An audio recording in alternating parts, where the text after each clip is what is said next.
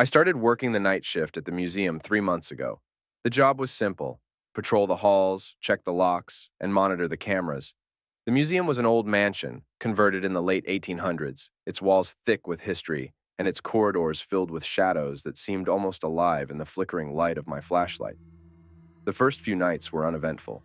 I grew accustomed to the echoing footsteps, the occasional creak of the settling wood, and the distant, almost imperceptible whisper of the wind through the ancient bricks.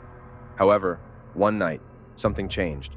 It was a little past 2 a.m., and I was in the security room sipping stale coffee, my eyes glued to the bank of CCTV screens in front of me.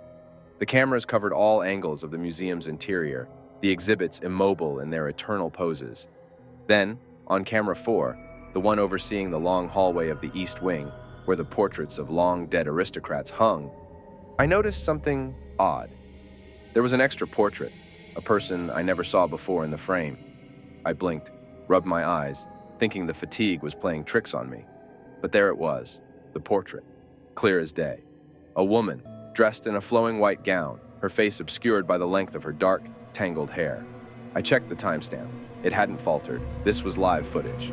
Heart pounding, I grabbed my flashlight and keys and made my way to the East Wing.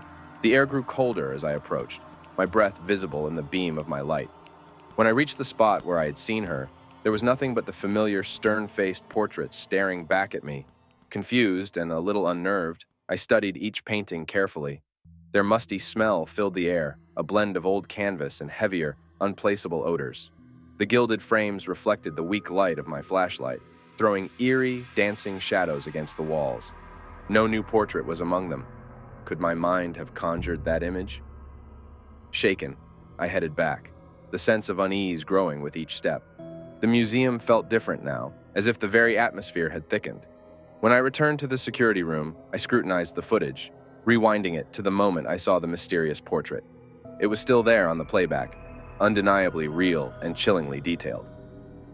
The portrait showed the woman in white, her eyes now visible, piercingly bright even through the grainy footage. She seemed to be looking right at me, her gaze unnerving and intense. I printed a still image from the video, determined to compare it again with the wall. Armed with the printout, I walked back to the East Wing. The mansion creaked around me, as if protesting my intrusion into its secrets. When I reached the hallway, the lights flickered, and a cold draft swept through, chilling me to the bone. I held the paper next to the portraits. The woman was not there. Suddenly, the lights went out completely. I flicked on my flashlight, and there, in its beam, was the portrait. Not hanging on the wall, but standing in the hallway, framed by darkness. I stumbled back in shock, my heart hammering. The portrait began to move, stepping out of its frame. A living, breathing figure, her gown flowing ghostly around her. She walked towards me, and I could see her face clearly now. It was beautiful but sorrowful, with a deep sadness that seemed almost eternal. She stopped a few feet away, her eyes locked on mine. "Find me," she whispered, her voice a melodious echo that filled the corridor. The flashlight flickered and died, plunging me into darkness. When the light stuttered back to life, she was gone. No trace of the portrait remained. Not in the hallway, not on the walls, nor on the camera feed when I rushed back to check. Throughout the night since, her appearances became more frequent and unsettling.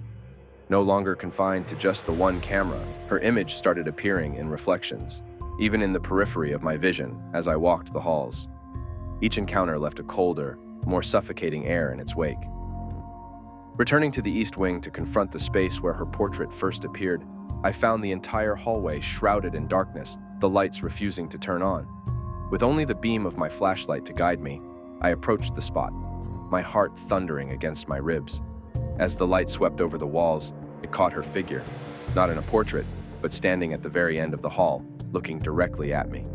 She whispered, not just through the air this time, but in my mind, a visceral echo that felt as if it was emanating from the walls themselves. "Join me," she said, her voice both beautiful and horrifying. It was no longer a plea. It felt like a command. The flashlight flickered violently and went out, plunging me into an oppressive darkness that seemed to pulse with silent, waiting malevolence. When the lights stuttered back to life, she was gone. I turned slowly, my breath caught in my throat. Behind me, the portraits looked different.